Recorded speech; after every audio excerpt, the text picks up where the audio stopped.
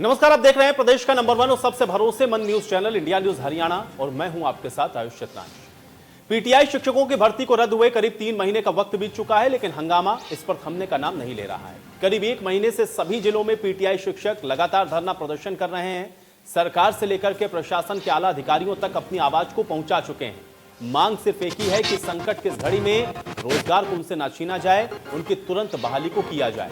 धरने पर बैठे शिक्षकों ने इस बीच आरोप यह भी लगाया है कि हुड्डा सरकार में हुई भर्तियों के चलते वो इन सब के बीच में राजनीति का शिकार हो रहे हैं। इन सब के बीच में विपक्ष भी अब सरकार को आड़े हाथ ले रहा है। कांग्रेस और इनेलो दोनों दल धरना स्थल पर बैठे पीटीआई शिक्षकों के साथ हैं। सरकार पर कोर्ट में सही तरीके से पैरवी न करने के आरोप भी अब लग रहे हैं। भूपेंद्र सिंह हुड्डा ने तो यह तक कह दिया है कि अगर उनकी सरकार आई तो फिर पीटीआई को एक बार फिर से बहाल कर दिया जाएगा। अब इसमें दिलचस्प बात यह है कि 2010 में हुड्डा सरकार के समय में 1983 पीटीआई की भर्तियां हुई। आरोप है कि भर्तियों में अनियमितता हुई है। मामला कोर्ट में पहुंचने के बाद पहले पंजाब हरियाणा हाईकोर्ट ने इन भर्तियों को रद्द किया और फिर देश की सर्वोच्च अदालत हाईकोर्ट के फैसले को सही ठहराते हुए इन भर्तियों को रद्द करने के आदेश दे चुकी है।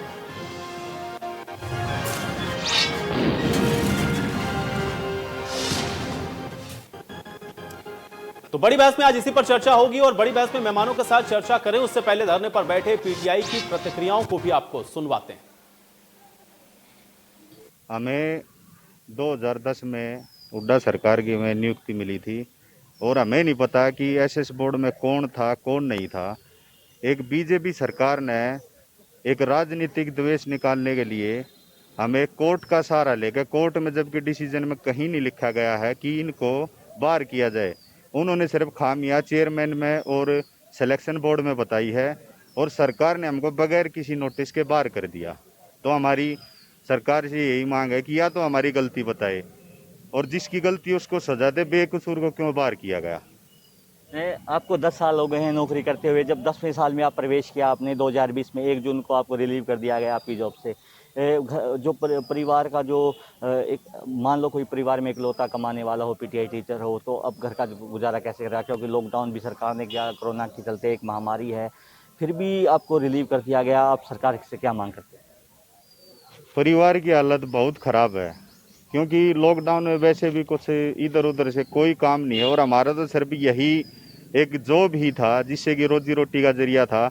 मोदी साहब एक तरफ कहते कि किसी को जॉब से ना हटाया जाए, किसी को से किराया ना लिया जाए, और दूसरी तरफ उन्हीं का नुमाइंदा यहाँ में हरियाणा में पेट पे लात मार रहा है। तो सरकार से हम यही कहेंगे कि भगवान सरकार को सद्बुद्धि दे और 1983 पीटीआई को तुरंत बहाल किया जाए। हमारी अभी तक सरकार से एक भी दिन अभी तक कोई बातचीत नहीं हुई, ना ही हमारे पास उनका कोई उनकी तरफ से आया है, ना ही हमारे पास कोई प्रस्ताव भेजा उन्होंने।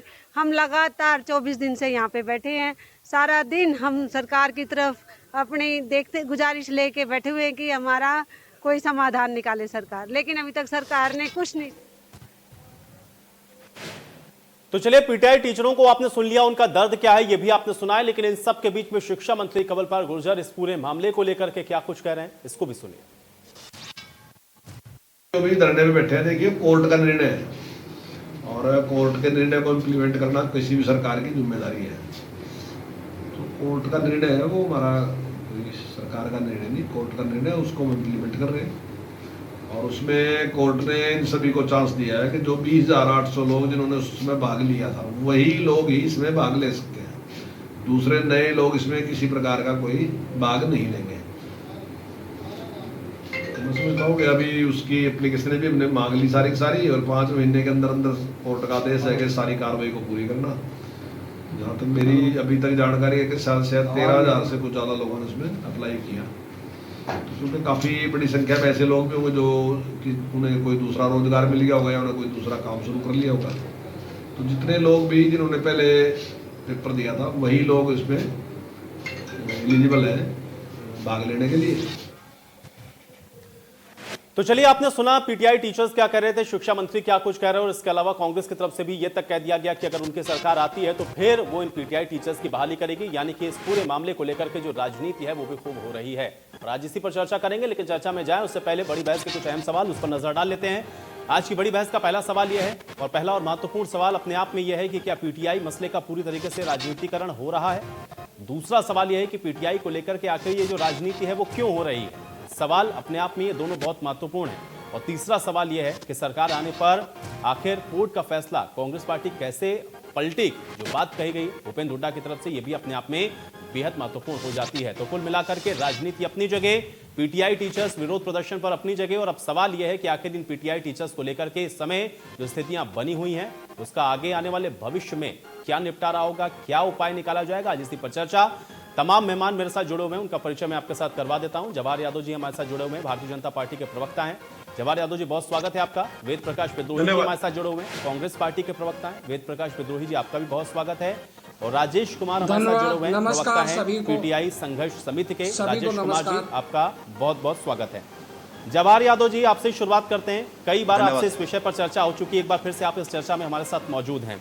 सवाल आज ये भी बड़ा महत्वपूर्ण है क्योंकि अब कांग्रेस पार्टी की तरफ से तो यहां तक खुलकर कह दिया गया कि अगर उनकी सरकार आती है तो फिर तो वो इन पीटीआई टीचर्स को दोबारा से बहाल कर देंगे। कैसे करेंगे, वो रास्ता क्या होगा, ये तो मैं पूछ लूंगा वेद प्रकाश विद्रोही जी से, लेकिन कहा जा रहा है कि वो बहाल कर देंगे, यानी कि कोई रास्ता तो हो सकता है। वो रास्ता आप लोग क्यों नहीं निकाल सकते?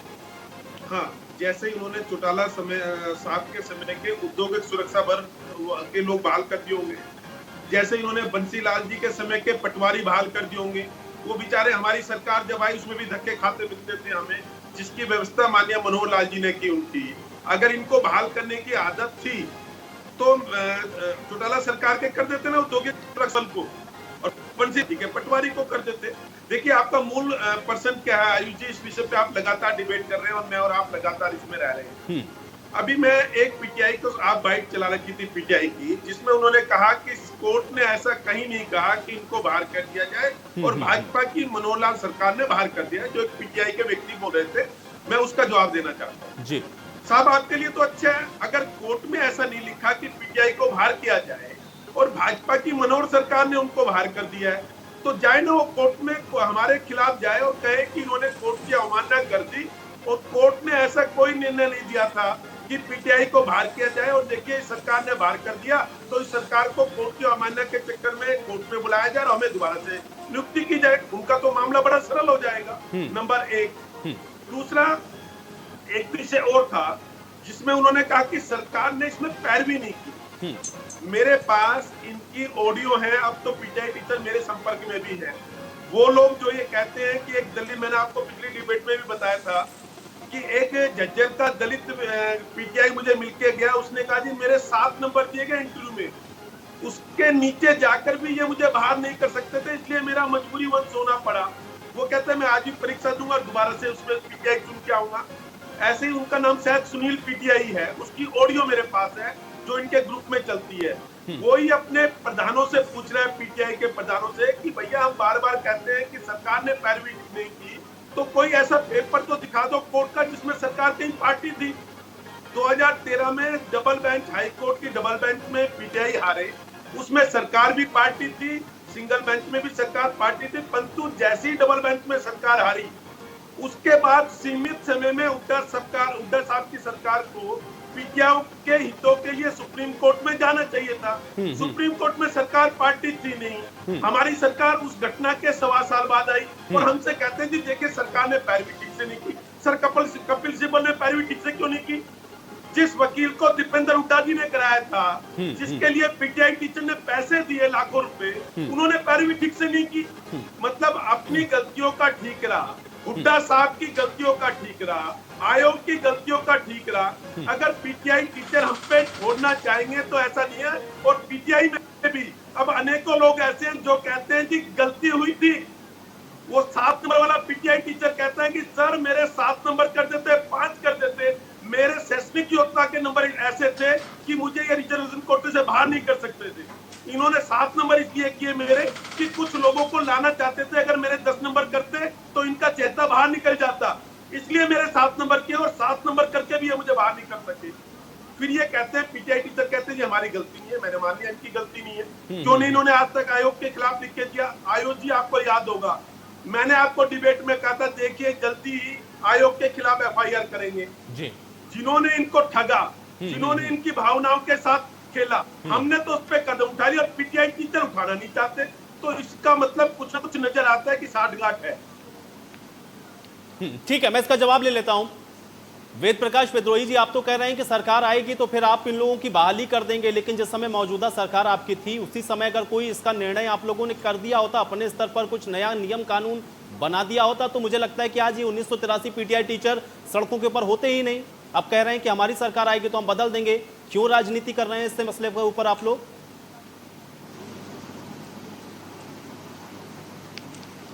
सभी को नमस्कार। पहले मैं थोड़ी सी बात बेरोजगारी की करना चाहता हूं। हरियाणा के अंदर सीएमआई ने कल ही बताया कि पूरे देश में 33.6% बेरोजगारी होकर हम सिरमौर हैं। वेद प्रकाश विद्रोही जी, देखिए माफी के साथ मैं ये समय नहीं दे पाऊंगा क्योंकि चर्चा का जो विषय उसी मूल में रहते हैं। नहीं देखिए चर्चा भटकेगी। वेद प्रकाश विद्रोही जी, आप बेरोजगारी की बात करेंगे, जवाहर यादव जी उसको नकार देंगे। मुख्यमंत्री खुद कह चुके हैं कि ये आंकड़े आप लोग कहां से लाते हैं ये आप ही जानते हैं, इसलिए मैं उस विषय में नहीं जाना चाहता हूं। आज इसी पर रहिए। आप राजनीति क्यों कर रहे हैं ऐसे विषय के ऊपर? और अगर इतनी चिंता आपको पीटीआई की थी तो जिस समय आप लोग सत्ता में बैठे थे कोई निदान निकाल देते इसका, वो तो आप लोग कर नहीं पाए। अब सत्ता आज आपके हाथ में नहीं, आप कहते हैं कि हम जब आएंगे तब करेंगे। बढ़िया बात है, खूब राजनीति करिए। आयुष जी जरा सुन लीजिए, मैं कभी राजनीति नहीं करता, मैं उसी पर आ रहा हूं। एक ही लाइन कहिए, एक लाइन और कहूंगा, उसके बाद उसी पर जाऊंगा। अभी कल ही हमने आरटीआई से रेवाड़ी के एक साथी ने सूचना ली थी, हरियाणा के अंदर 1,27,79,444 शिक्षकों के पद हैं, जिसके अंदर 31,200 पद खाली हैं, और इसमें भी 84,447 पद केवल रेगुलर हैं और 12,144 पद नहीं होगी। बिंदु से भागेंगे। इसका मतलब क्या है? ठीक है जवाहर यादव जी, एक बार सुन लेते हैं जरा। मैं भी देखता हूँ इसको पीटीआई से कैसे कनेक्ट करते हैं। ठीक है, इसको मैं देखता हूँ इसको कैसे पीटीआई से कनेक्ट करते हैं। विद्रोही जी को थोड़ा समय देते हैं। जवाहर यादव जी एक सेकंड, मैं सुनना चाहता हूँ, एक सेकंड मैं सुनना चाहता हूँ। वेद प्रकाश विद्रोही जी पीटीआई से कनेक्ट करिए इसको। वेद प्रकाश विद्रोही जी पीटीआई से कनेक्ट करिए इसको। वेद प्रकाश विद्रोही जी पीटीआई से कनेक्ट करिएगा। और अगर इतने आंकड़े आपके पास हैं तो आपके समय में भी हरियाणा के अंदर जो बेरोजगारी की दर थी वो शून्य पर आ जानी चाहिए थी। करा आपने भी कुछ नहीं, आज विपक्ष में बैठे हैं, कहना बड़ा आसान है। ठीक है, लेकिन फिर भी मैं आपको समय दे रहा हूँ। आप कनेक्ट करिए इसको पीटीआई से, आप कनेक्ट करिए, पीटीआई से कनेक्ट करिए। जवाहर यादव जी एक सेकंड, मैंने कहा था एक लाइन, मैं उसी पर आ रहा हूँ। मैंने कहा था एक लाइन के बाद मैं उसी पर आ जाऊंगा। पिछले 30 सालों के अंदर हरियाणा सरकार ने अरे राजेश कुमार जी थोड़ा धैर्य रखिए, मैं आपके पास भी आ रहा हूँ। मैं अपना समय आपको दूंगा। थोड़ा चर्चा का एक डेकोरम होता है, उसको थोड़ा सारे जितने भी मेहमान मेरे साथ हैं सब मेंटेन करें। वेद प्रकाश विद्रोही जी जल्दी से मुद्दे पर आइए और उसका जवाब दीजिए। पिछले उसी पर आ रहा हूं। मैंने कहा था एक लाइन के बाद आ जाऊंगा। मैं सदा मुद्दे पर रहता हूं। पिछले 30 सालों के अंदर सुप्रीम कोर्ट ने केवल 3 मामले हरियाणा के ऐसे हैं जिनके अंदर गलियां छोड़ी हैं। पहला मामला जेबीटी शिक्षकों का था 3206 का, दूसरा मामला तो किस पे चर्चा हो रही है? गैस टीचर्स का था, और तीसरा मामला ये पीटीआई टीचर्स का था।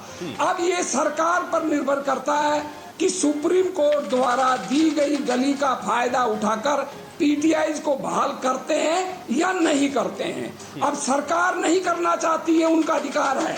अब सरकार ने इसका राजनीतिक स्वरूप देने के लिए विषय नहीं भटकाइए। जो उस समय के आयोग वेद प्रकाश विद्रोही जी जो गली छोड़ी है, जरा उस गली को भी बताते चलिए साथ में, मैं भी समझ लूं थोड़ा कि वो कौन सी गली है जिस गली में ये लोग जाना नहीं चाह रहे हैं। तो मैं थोड़ा समझा दीजिए उसको। मैंने वही बात तो बिल्कुल बता रहा हूँ, मैं यही बात तो उसी पर आ रहा था। जब 3206 टीचर्स को जेबीटी का फैसला 2003-4 में आया था, तब सुप्रीम कोर्ट ने कहा कि इनको रखे या ना रखे ये सरकार की मर्जी, पर चौटाला जी के खिलाफ मुकदमा चलेगा। अब हमारी सरकार आ गई, हमें सुप्रीम कोर्ट से गली मिल गई थी, हमने नहीं हटाया।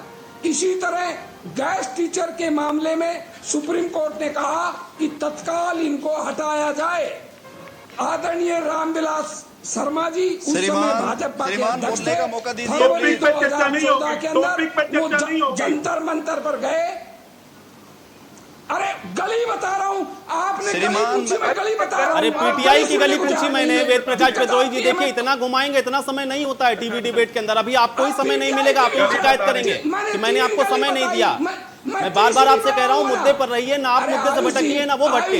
नहीं तो आप पूरी कहानी अगर बताएंगे तो फिर पूरी कहानी जवाहर यादव जी भी बताने लगेंगे। आप पीटीआई की गली मुझे बता दीजिए, मैं राजेश जी के पास जा रहा हूँ, बहुत देर से बैठे हुए हैं। मैं कनेक्टेड यार, जब आप एक लाइन सुनने को, मैं एक लाइन में बात कर रहा हूँ, मैं लंबी बात ही नहीं कर रहा। ठीक है, पीटीआई एक लाइन सुनने को तैयार नहीं, बड़ी दुर्भाग्य की बात है। पीटीआई की गली बताएं। मैं पीटीआई भाऊंगा ना, मेरी सुन तो लीजिए। अरे सर सुन रहा हूँ मैं, इतना समय मैं आपको ही दे रहा हूँ, इतना जवाब जी को भी नहीं दिया, जिसका अभी राजेश जी को भी समय नहीं दे पाया हूँ। हटाया। अब तीसरी गली पीटीआई ने दी, और तीसरी गली विगत 30 सालों में पीटीआई पर दी। पीटीआई पर सुप्रीम कोर्ट ने गली ये दी कि इस भर्ती में भ्रष्टाचार नहीं हुआ, तकनीकी खामियां हुई। अगर सुप्रीम कोर्ट चाहता तो इस भर्ती को पूर्णतः रद्द कर सकता था, पर सुप्रीम कोर्ट ने भर्ती को रद्द नहीं किया। क्यों नहीं किया? कि सुप्रीम कोर्ट ने कहा कि भ्रष्टाचार नहीं, तकनीकी खामियों की वजह से दोबारा सरकार इस भर्ती का प्रक्रिया शुरू करे और उस भर्ती की प्रक्रिया में जिनको लेना है ले ले। सुप्रीम कोर्ट का स्पष्ट आदेश है। अब ये सरकार पर निर्भर करता है कि अगर सरकार चाहे कि 1983 अध्यापकों को रखना चाहती है तो उस गली का फायदा उठाकर, ठीक है, चलिए आप सुप्रीम कोर्ट के फैसले का जो इंटरप्रिटेशन है वो आप दोनों लोग करते रहिएगा, ठीक है। आपने जो बात कही वर्ड बाय वर्ड वो आप बताइएगा, जवाहर यादव जी बताएंगे कि आखिर सुप्रीम कोर्ट के फैसले का क्या उसके अंदर कहा गया, उसका इंटरप्रिटेशन क्या था। राजेश कुमार जी, क्यों लग रहा है राजनीति हो रही है? और अगर आपको लग रहा है कि इस फैसले के अंदर कहीं नहीं लिखा गया था कि आपको हटाया जाए, तो जो बात जवाहर यादव जी कह रहे थे, जाइए ना कोर्ट, कहिए सरकार गलत कर रही है। श्रीमान, सबसे पहले तो मैं आपका धन्यवाद करता हूं जो आपने हमारी आवाज को जन जन तक पहुंचाने का काम किया है। फर्स्ट ऑफ ऑल मैं जवाहर यादव जी से एक सवाल पूछना चाहता हूं। जो इन्होंने बोला है कि जाइए सुप्रीम कोर्ट, जाइए वहां पर अपनी आवाज को बुलंद कीजिए। हम सुप्रीम कोर्ट भी गए, आपको पता है इस बात का, मगर माननीय जो प्रेजेंट सरकार होती है ना, कोई भी एविडेंस अगर माननीय सुप्रीम कोर्ट अगर कोई मांगती है एविडेंस किसी को रिलीफ देने के लिए, तो वो प्रेजेंट गवर्नमेंट से डॉक्यूमेंट्स मांगे जाते हैं, ना कि पिछली सरकार से। ठीक है। और हमारे को बचाने के लिए माननीय सुप्रीम कोर्ट ने, माननीय सुप्रीम कोर्ट का ये डिसीजन है, ये 26 जनवरी 2020, ये आप ही की सरकार थी, पिछली सरकार नहीं थी जवाहर यादव जी। बेकायदा ये पूछा गया है, मैं आपको पत्रकार महोदय मैं पढ़ के सुनाता हूँ, ये एक लाइन है।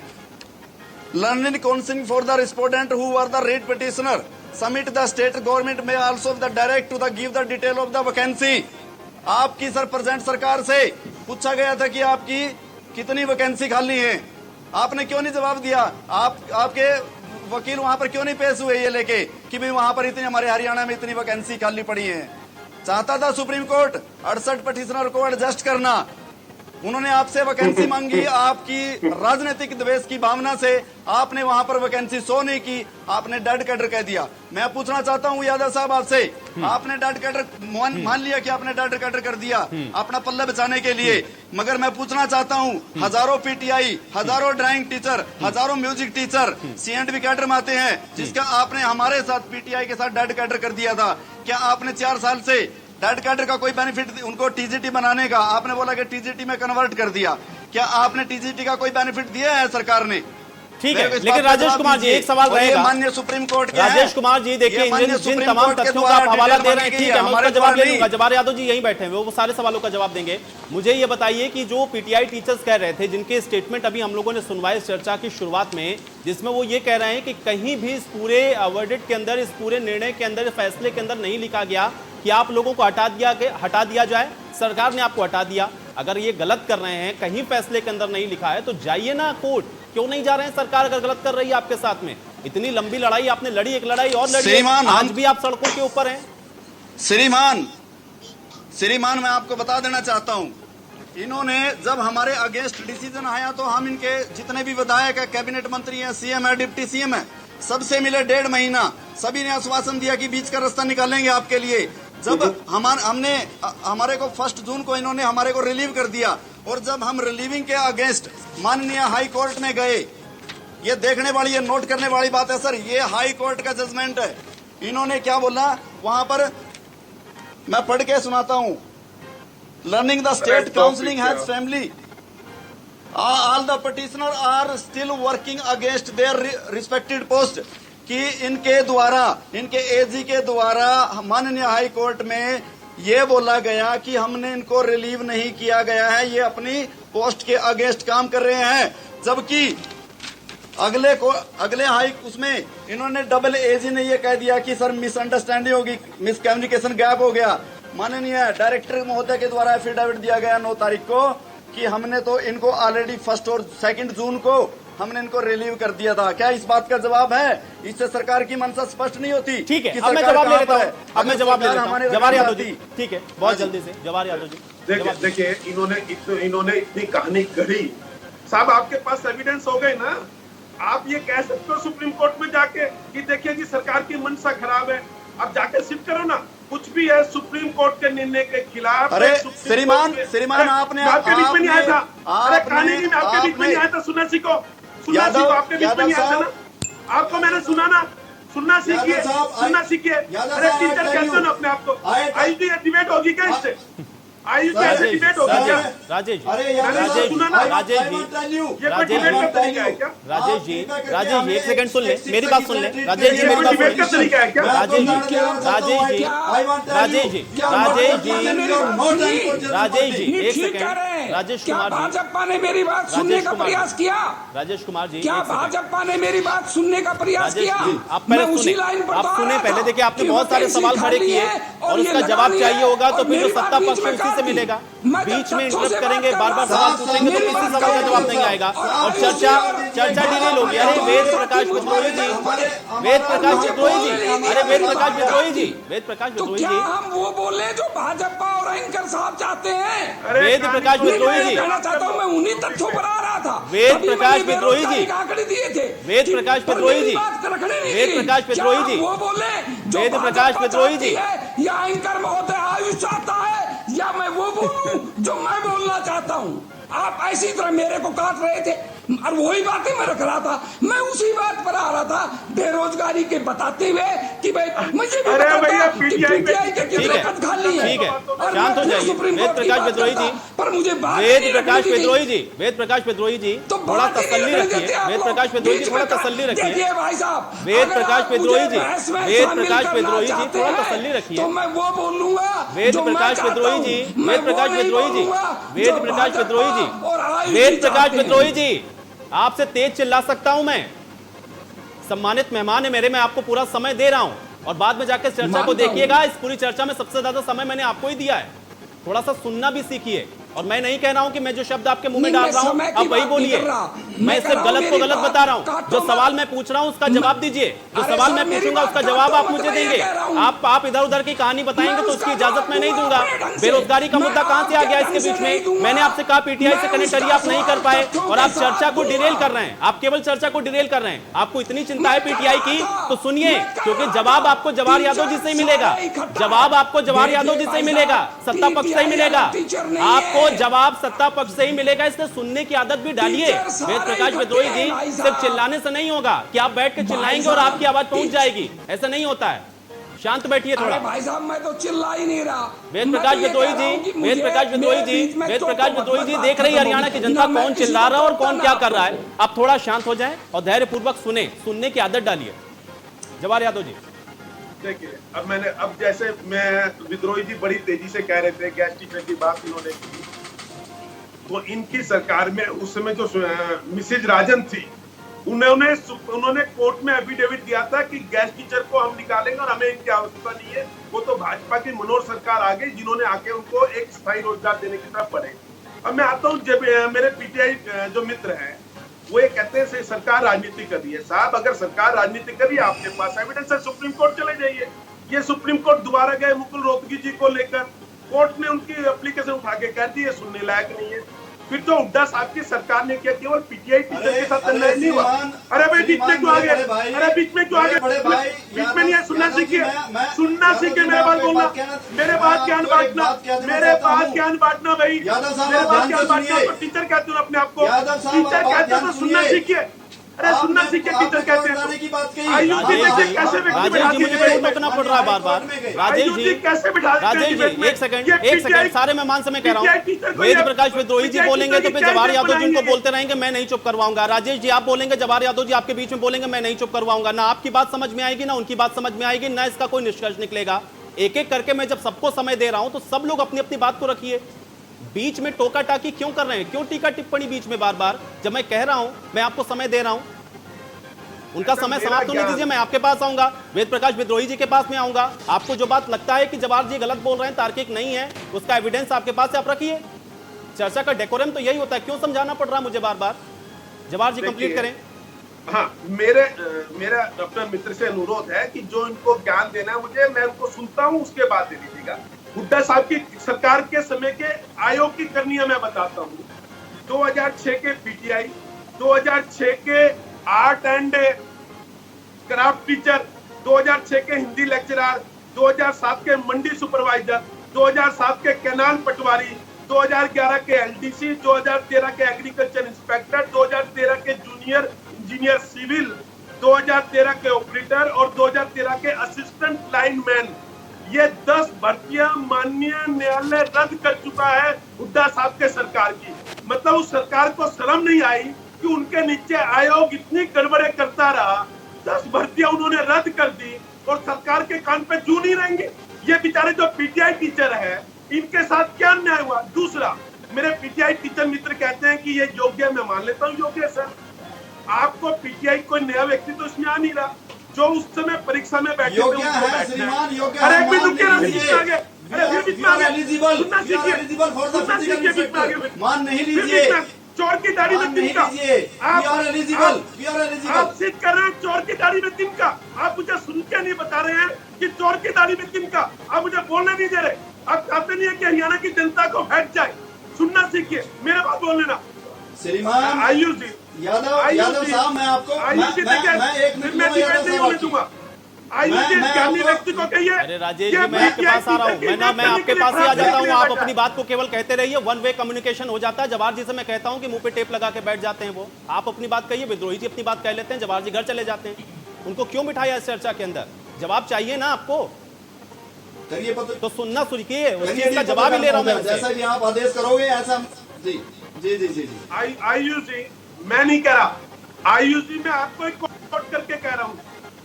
आयुष जी, मैंने नहीं कहा। मैं आयुष जी आपको एक कोट कर रहा हूँ कि आपने इस डिबेट में कहा कि सुप्रीम कोर्ट ने और हाई कोर्ट ने ये कहा कि इसमें 90% लोगों को, शैक्षणिक योग्यता वाले लोगों को बाहर कर दिया गया और बाकी को अंदर कर दिया गया। ये मैं नहीं कह रहा, आयुष जी कहिए। बताए आयुष जी, तो आप राजेश जी को कहूंगा, करें आयुष जी की आलोचना कि आयुष जी ने गलत फैक्ट्स दिए। मैं आयुष जी को कोट कर रहा हूँ इस डिबेट में। आयुष जी भी साक्षी था, मैं भी साक्षी था। अरे फिर बीच में आ गए। ठीक है, फिर बीच में आ गए। सुनना सीखिए, राजेश जी, सुनना सीखिए, फिर बीच में आ गए। को सही फिर तरीके से बीच में नहीं आ गए, पढ़ा सुनना है। सीखिए। राजेश जी, जो हाई कोर्ट का हवाला दे रहे थे जी। पीटीआई टीचर, मैं चाहूंगा थोड़ा सा जल्दी से उस बताओ। मुद्दे पर आ जाएं। वेद प्रकाश जी भी बहुत देर से बैठे हुए, वरना अभी शिकायत करेंगे कि आयुष जी ने मुझे भी मौका नहीं दिया बोलने का। जवाहर जी बहुत जल्दी से कंप्लीट करें। श्रीमान, आपने भी पढ़ा, श्रीमान, आपने भी उसको करा। उसमें ये कहा गया कि 90% शैक्षणिक योग्यता श्रीमान, हमारे को बोलने उनको को बाहर दिया कर दिया जाएगा, गया। केवल यादव साहब को ही दिया जाएगा। 25 नंबर में से, इंटरव्यू के 25 नंबर में से 27 नंबर दे दिए गए। ये कहते हैं ये 30 नंबर का इंटरव्यू है। अगर 30 नंबर का इंटरव्यू है तो फिर हाई कोर्ट को, सुप्रीम कोर्ट को क्यों लिखना पड़ा कि 25 में से 27 नंबर दे दिए गए? अगर ये 30 नंबर का इंटरव्यू था तो अब जो विज्ञापन आया, हाई कोर्ट ने क्यों कहा कि इसमें ठीक है। 25 नंबर का इंटरव्यू? ठीक है, जवाहर जी, इन बातों का मैं जवाब ले लेता हूं, लेकिन ठीक है विद्रोही जी जवाब दें अब आप। देखिए, सुप्रीम कोर्ट का फैसला अंतिम होता है और जब सुप्रीम कोर्ट कोई फैसला कर चुका तो उस फैसले पर व्यर्थ की चर्चा करने का कोई औचित्य नहीं है। मैंने अपनी बात यहीं से प्रारंभ की थी कि 30 साल में केवल 3 मामलों में गली दी है। जवाहर यादव जी ने बताया कि हमारे राज्य की भर्तियां रद्द होगी। सर, कोर्ट ने कोई गली नहीं दी, कोर्ट ने गली केवल 3 मामलों में दी थी। अब ये चर्चा इन्होंने एक लाइन में की थी गैस टीचर्स की। गैस टीचर्स में भी सुप्रीम कोर्ट ने कहा था कि इनको हटाओ पर सुप्रीम कोर्ट ने गली दी थी कि जब तक पद खाली है तब तक आप उन्हें रख सकते हैं।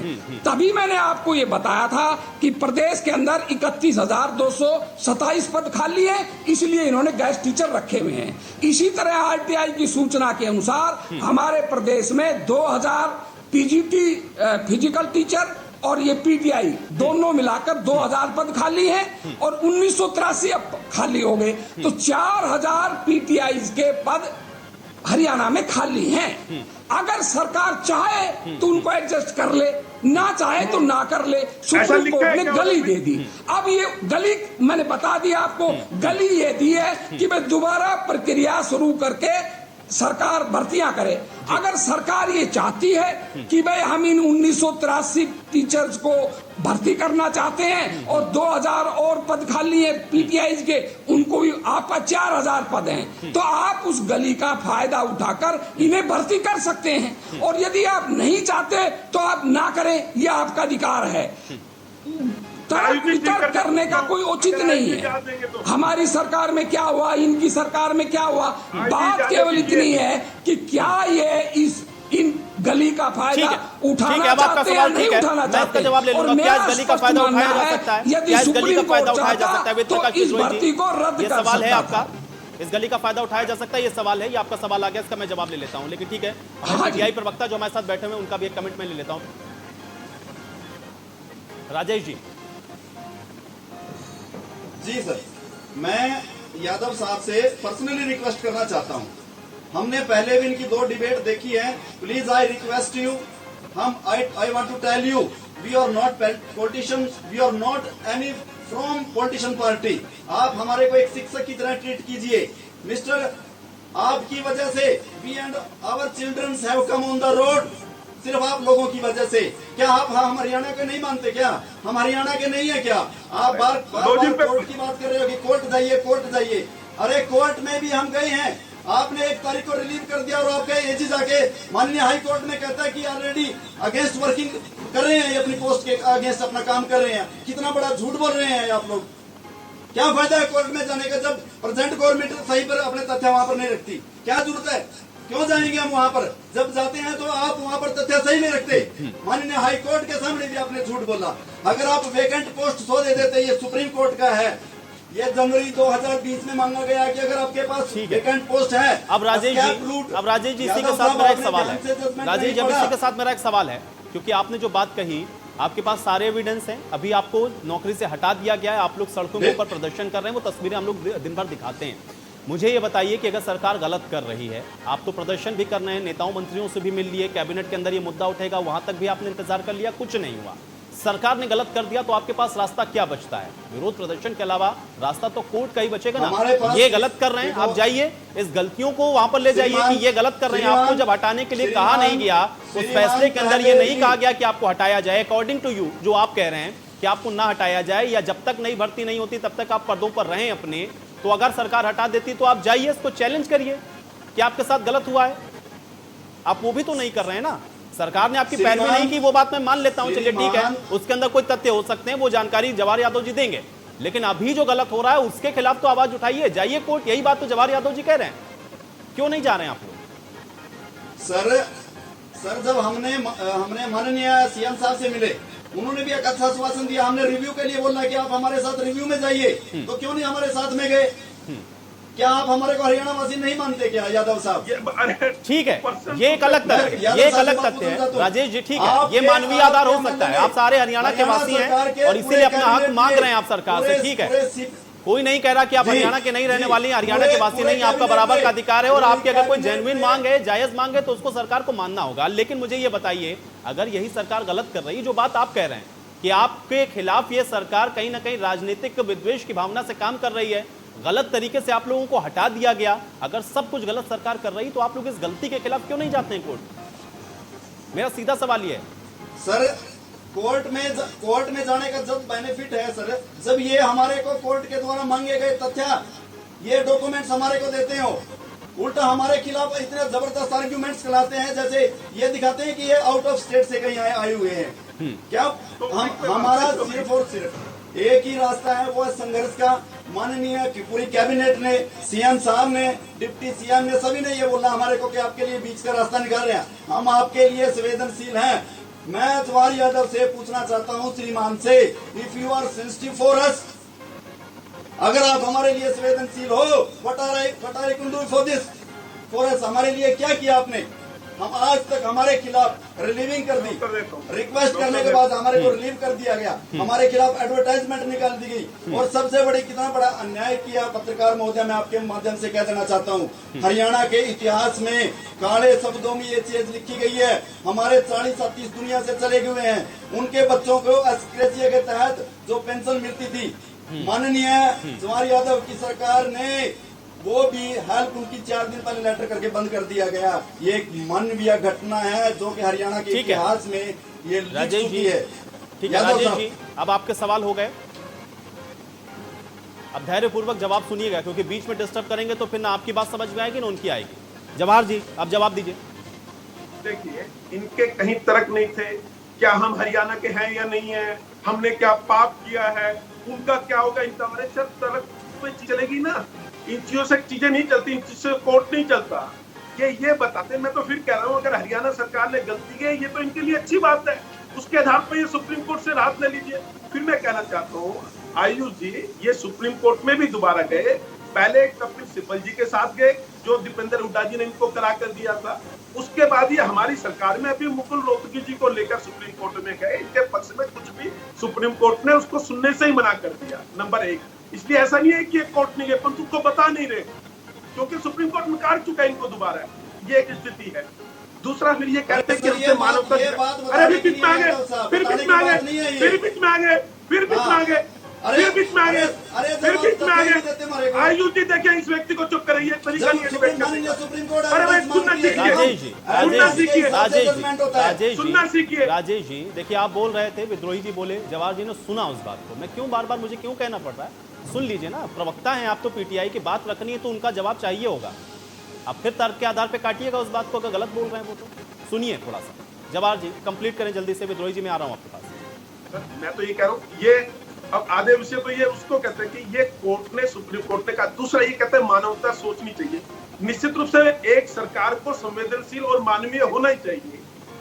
किसके प्रति संवेदनशील होना? कोर्ट ये कहते हैं कि आयोग ने, मैं पीटीआई टीचर का दोष नहीं दे रहा हूं मैं, कोर्ट ये कहते हैं कि आयोग ने जो 90% डिजर्व लोग थे उनको बाहर कर दिया। तो किसके प्रति संवेदना होनी चाहिए साहब? जिनको नौकरी मिलनी चाहिए थी, चाहे ये थे चाहे दूसरे थे।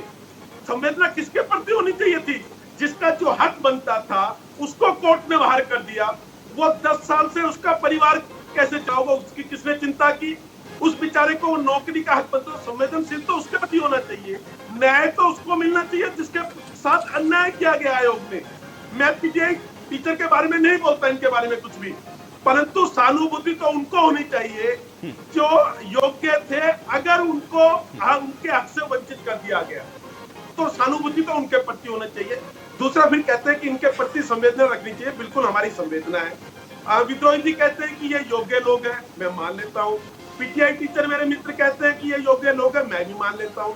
तो कोर्ट ने क्या कहा? कोर्ट ने कहा कोई भी बाहर का नहीं आएगा, केवल वो लोग जिस समय उन्होंने फॉर्म भरे थे 2006 में, वही लोग इस परीक्षा में बैठेंगे।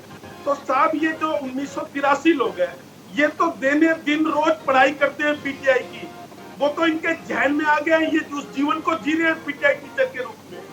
दूसरा व्यक्ति जो कहीं मजदूर था, कहीं किसान बन गया, कहीं डेयरी खोल के बैठा होगा, कहीं किसी प्राइवेट सेक्टर में काम कर रहा होगा, उसका तो 10 साल पढ़ाई से वास्ता खत्म हो गया। तो जो योग्य व्यक्ति कह रहे हैं अपने आप को, उनसे जिनका पढ़ाई से वास्ता नहीं था, उनके साथ कंपटीशन करने में क्या दिक्कत है? और मैं सुप्रीम कोर्ट का निर्णय बताता हूँ। माननीय सर्वोच्च न्यायालय ने यह कहा है कि 5 महीने के अंदर ये भर्ती प्रक्रिया पूरी कर दीजिए। वही विज्ञापन होगा कि 200 नंबर का रिटर्न होगा और 25 नंबर का इंटरव्यू होगा, उसके आधार पर विज्ञापन भी आ चुके हैं, ये खुद भी उसमें फॉर्म भर चुके हैं।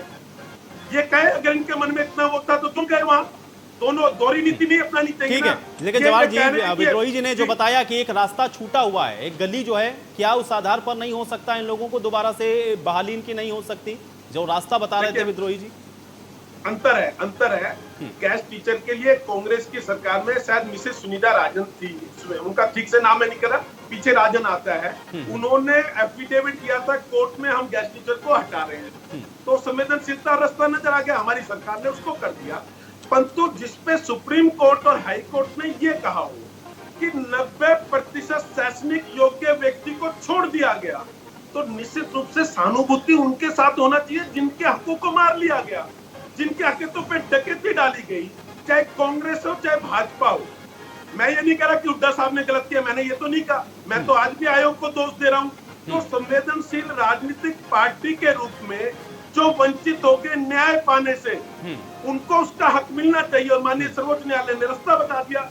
मेरी शुभकामनाएं अपने 1983 मित्रों के साथ कि ये योग्य है तो अपनी योग्यता प्रूव कर दे, मैं इनके साथ हूँ, मेरी संवेदना इनके साथ है। इनके लिए प्रकाश विद्रोही जी,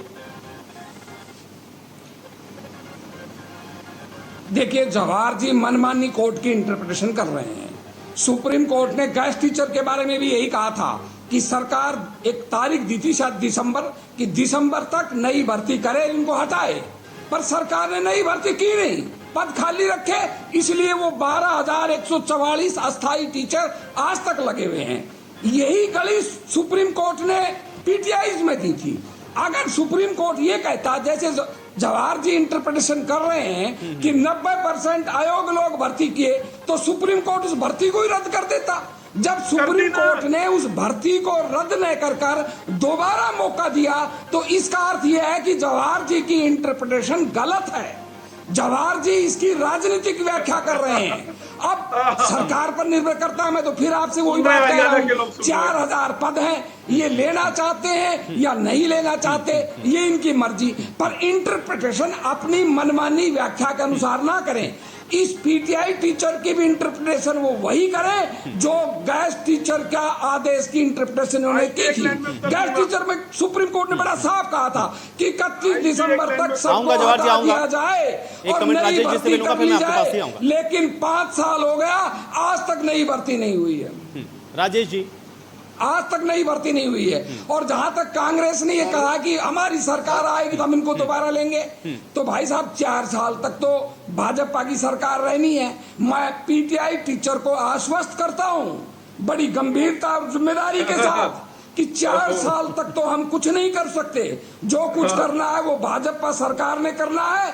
और अगर सरकार 4 साल बाद बदली तो जितने टीचर जिनको ये नहीं लेंगे उनको हम निश्चित रूप से दोबारा समावेश करें। ठीक है राजेश जी, पटवारी का मामले में भाई साहब कोई गली नहीं थी, आप बात कर रहे हैं, कोई गली नहीं थी, गली 30 साल के इतिहास में। राजेश जी की बात को सुन लेते हैं, उसमें राजेश जी की बात को सुन लेते हैं। जवाहर जी, आपको भी जवाब देना है, ठीक है, मेरे पास समय कम है। राजेश जी। श्रीमान, मैं बड़े भाई है हमारे यादव साहब, मैं एक बात पूछना चाहता हूँ। ये बार बार ये कहते हैं कि ये प्रक्रिया में क्यों नहीं जाते, और एक सबसे बड़ा ये बार बार ये बातें बोल रहे हैं कि 90% योग्य कैंडिडेट को बाहर छोड़ दिया। क्या आप हमारे को योग्य मानते हो? आप माननीय हाई कोर्ट सुप्रीम कोर्ट से बड़े हो क्या? जब हमारे को माननीय हाई कोर्ट ने, माननीय सुप्रीम कोर्ट ने हमारे को दोषी नहीं माना गया है, तो आप कैसे हमारे को कह रहे हो कि 90% अयोग्य को छोड़ दिया गया और अयोग्य को शामिल कर लिया गया? कैसा एलिगेशन लगा रहे हो? दूसरी बात, आप कह रहे हो कि भर्ती प्रक्रिया में क्यों नहीं शामिल हो रहे हैं? मैं बताता हूँ आपको।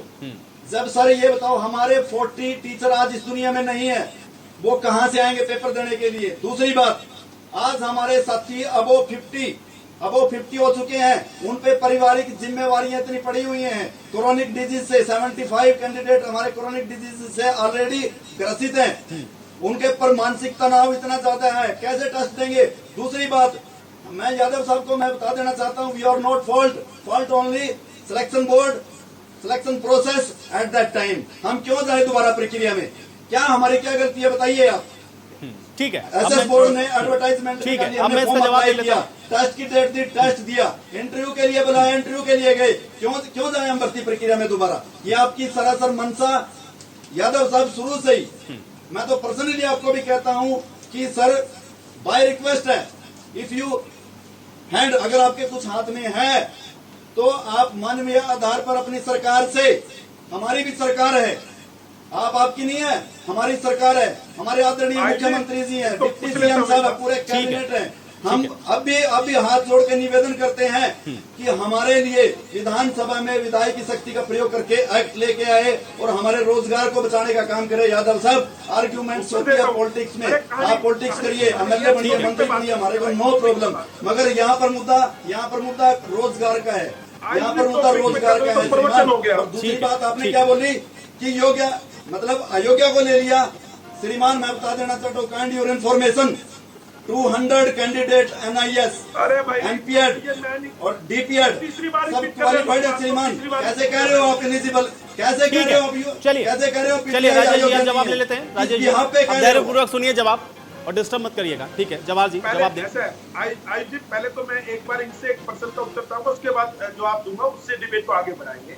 मेरे मित्र ये कह रहे हैं कि हम दोबारा से चयन प्रक्रिया में क्यों जाए, तो राजेश जी ऑन एयर ये बताएंगे, जो इनकी पीटीआई की टीचर संघर्ष समिति जो बनी है न्याय पाने के लिए, जैसा ये कहते हैं, क्या उन्होंने दोबारा एप्लीकेशन डाली है या नहीं डाली है? 1983 में से ये कहते हैं कि हम दूसरी चयन प्रक्रिया में नहीं जाएंगे, तो ऑन एयर ये बताएंगे कि 1983 में से इनके टीचरों ने दोबारा प्रक्रिया में जाने के लिए अप्लाई किया है नहीं किया? उसके बाद मैं डिबेट को आगे बढ़ाऊंगा। हाँ ना में उत्तर दे दे बस। राजेश जी जवाब दें जल्दी से, फिर मैं जवाब लेता हूँ। श्रीमान, जब हम इनके कैबिनेट मंत्रालय से मिले, पूरे विधायकों से मिले, इन्होंने पूरे हमारे को विश्वास में लिया कि हम आपके लिए बीच का रास्ता निकाल रहे हैं। राजेश जी यस या नो में, राजेश जी यस या नो में, बार राजेश जी यस या नो में, बहुत सीधा सवाल जवाब जी ने पूछा और उसका हाँ या ना में वो जवाब चाह रहे हैं। देखिए, बात उत्तर घुमाने से नहीं होगा, सीधा सवाल पूछ रहे हैं, हाँ और ना में जवाब चाह रहे हैं, बस आप उसका हाँ और ना में जवाब दीजिए। इस बहस में मत पड़िए, प्रक्रिया में तो जाना अरे पड़ेगा। भाई, अरे प्रक्रिया में जाना पड़ेगा। जी बीच में बताइए, मैं जो अब मैं आयुष जी मैं अपनी बात पूरी करता हूँ। जी जवाब जी बहुत जल्दी से खत्म करिए, मेरे पास समय नहीं है। हाँ, देखिए, टीवी डिबेट पे बैठ के कहेंगे हम चुनाव इसका चयन प्रक्रिया में नहीं जाएंगे, फार्म सारे के सारे भरेंगे चयन के लिए, नंबर 1। दूसरा भी मेरे मित्र कह रहे हैं कि हम योग्य हैं। साहब, मेरे थोड़ी, मैं आपका योग्य थोड़ी कह रहा हूँ, माननीय न्यायालय कर लेना है। और आपको लगता है कि मैंने कोर्ट को गलत बताया है? कोर्ट ने ये आयोग के लिए कहा है कि आयोग एक गिरोह के रूप में चल रहा था, मनमानी कर रहा था, शैक्षणिक लोगों को बाहर निकल रहा था, अन्य को अंदर लेके आ रहा था। अगर मैं गलत करूं, मेरे ऊपर मानहानि का मुकदमा कर दो। मैं तो आपको कह रहा हूं ना, अगर मैंने कोर्ट की परिभाषा गलत चुनाव इसमें बताई है, जो उसने आयोग को लेकर कहा है, मैं फिर रिपीट कर रहा हूं, माननीय न्यायालय ने कहा कि आयोग एक गिरोह के रूप में काम कर रहा था, जब मर्जी नियम बदल रहा था, शैक्षणिक योग्यता में जो लोग योग्य थे उनको बाहर कर रहा था, अन्य लोगों को अंदर ला रहा था, 25 नंबर का इंटरव्यू था, 25 में से नंबर ज्यादा दे रहा था। अगर मेरे शब्द गलत है, मैंने माननीय न्यायालय को गलत कोट किया है, तो मेरे ऊपर मानहानि का मुकदमा कर दीजिए। मैं कोर्ट के आपके समक्ष अगर अपराधी होऊंगा तो उस सजा को स्वीकार करूंगा। ठीक है, चलिए इसी के साथ मुझे अब ये चर्चा यही समाप्त करनी है, मेरे पास समय नहीं। आप सभी लोगों का बहुत शुक्रिया, आप लोगों ने समय निकाला, चर्चा का हिस्सा बने। हालांकि सवाल अभी भी बहुत महत्वपूर्ण यही बरकरार है, क्योंकि जिस तरीके से इस पूरे प्रकरण को लेकर के राजनीति हो रही है, उस पर आगे क्या एक्शन लिया जाता है, सरकार इसको किस तरीके से डील करती है, ये सब भविष्य के गर्त में है। लेकिन इन सब के बीच में कड़वा सच ये भी है कि 1983 पीटीआई शिक्षक लगातार विरोध प्रदर्शन कर रहे हैं और फिलहाल मौजूदा दौर में उसका कोई हल निकलता हुआ नजर नहीं आ रहा है। आज बड़ी बहस में मेरे साथ फिलहाल इतना है।